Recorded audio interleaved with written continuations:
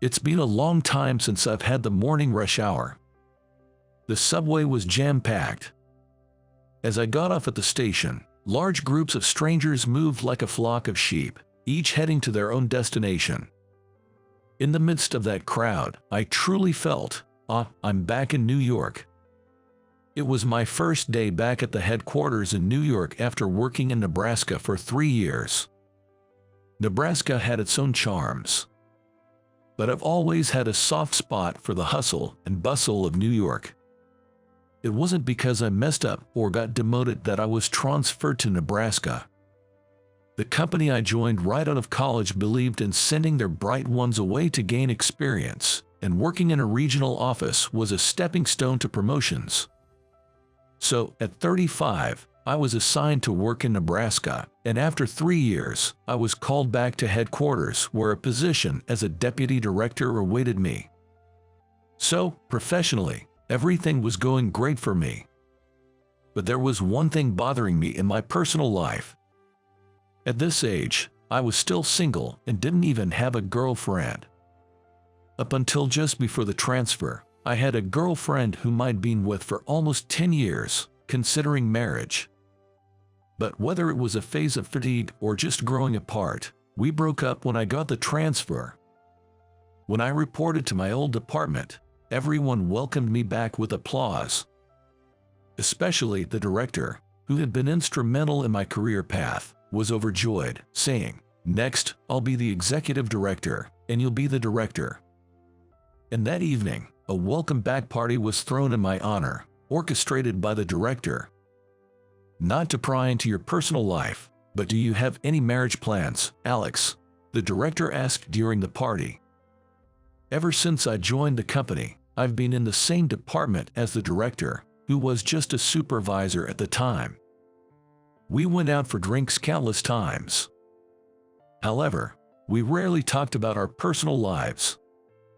Oh, sorry about that, I might have been too nosy. Well, it's not really that. I mean, I didn't have anyone in my plans. Then I told him that I had broken up with my long-term girlfriend just before I was transferred to another state. Upon hearing this, the director felt guilty, wondering if it was because he recommended the transfer. I replied, "Sooner or later, we would have broken up anyway." "So, you're not seeing anyone now?" "No, not for the past 3 years." When I said that, for some reason, the director had a pleased smile on his face. "Well then, I've got a perfect match for you, Alex. How about an arranged date?" Caught off guard, I almost spit out my drink. An arranged date? Who does that these days? Actually, my nosy relative asked me to find someone for a match. Saying that, the director rummaged through his bag, which he had placed on his lap. "I don't think arranged dates are really my thing. Just take a look at her photo. She's a catch, really. Here." He handed me a photo he had been carrying in his bag. "Oh wow, she's really something." The woman in the photo was just as the director described, strikingly beautiful, with sharp eyes, both wise and elegant. She was exactly my type. I can't just introduce anyone without thinking it through, especially when it's such a big deal for someone. But Alex, what do you say? It's okay to refuse. Want to meet her? It was hard to decline the director's proposal, especially considering all the help he's provided over the years. Yet, more than that, I was captivated by the woman in the photo and simply wanted to meet her.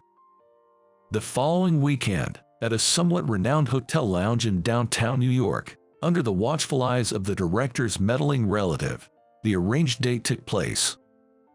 I was in a suit, she was in a dress. Her name is Katherine, and she's 35, 3 years younger than me. She used to work in an administrative position at a major electronics company. After about 15 minutes, our companions left the table, and it was just Katherine and me. I pondered on what to say next as I carefully admired her face. She looked even prettier than in her photos. "Alex, there's something I wanted to ask first." "Oh, what is it?" "Alex, have you ever been on an arranged date before?" I was actually thinking of asking her the same thing. I told her it was my first time and asked her the same. She also said it was her first. With someone as charming as you, I'm surprised you'd need to go on an arranged date. Wouldn't you have plenty of suitors? Oh, you're too kind. Her tone was gentle, but Katherine gave me a stern look. She probably thought I was being insincere and got upset. But that assertive side of hers was quite attractive to me. Did I say something you didn't like? I wasn't trying to butter you up, honestly. I then shared with her about my long-term relationship ending due to a job in another state, how I came back to the headquarters, got this arranged date offer from my department head, and how her photo made me want to meet her. At first, I laughed at the idea of an arranged date, but it's just another way to meet people. Even those group dates I went to when I was younger felt like group arranged dates. As I continued to share, Katherine's expression softened. You broke up with your previous girlfriend 3 years ago, right? When in September? Sometime in September, I guess. With my answer, Katherine smirked. Curious, I looked at her. Actually, I broke up with my long-term boyfriend in September, 3 years ago too. I was at a loss for words at Katherine's unexpected confession. Did you get over your ex? Yes, of course. And you? Yes, a long time ago, Katherine said, smiling. I couldn't help but smile too. And so, our arranged date came to an end and we agreed to meet again the following weekend. I was so eager to see Katherine again that I felt restless the entire week. Every night after work, I'd think about what to wear. Never one to care much about fashion, I was quite indecisive.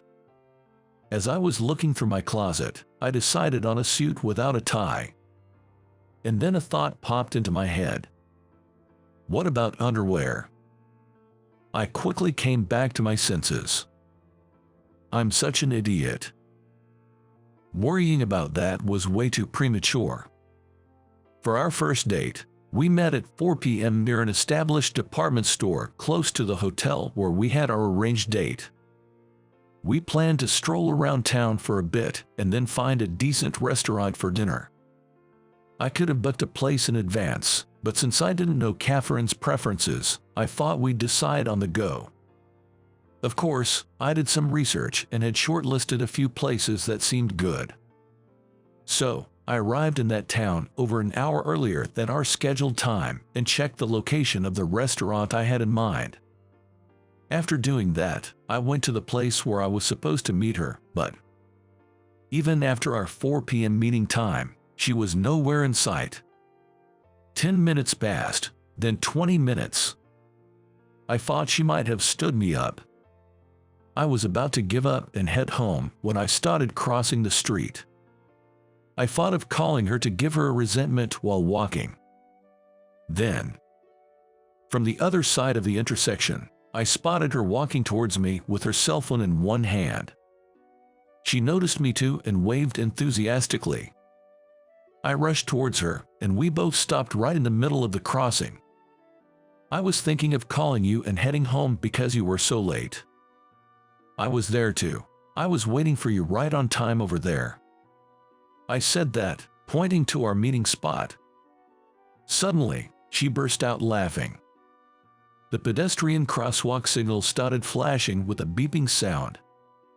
We both ran back to the sidewalk. Alex, were you waiting over there? I looked back at the beer hall named Penguin that she pointed to and silently nodded. I was here. I was waiting here. What she pointed out ahead was the department store we had chosen as our rendezvous point. Right in front of its entrance stood the department store's symbol, a penguin statue. In other words, we had agreed to meet by the penguin in front of the department store.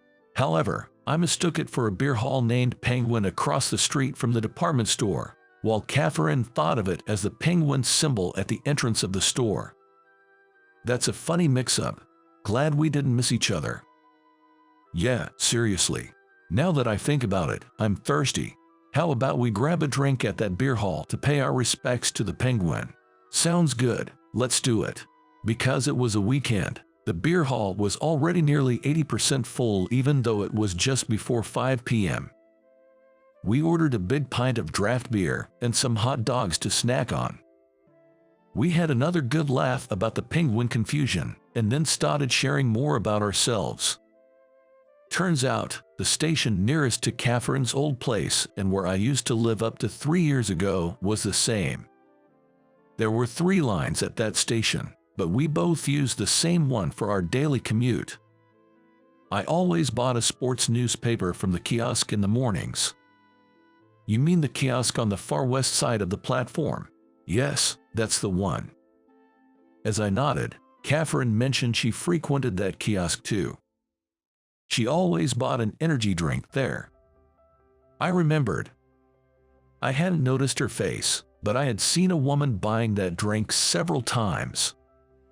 When I guessed the brand of her energy drink, Katherine looked at me in surprise.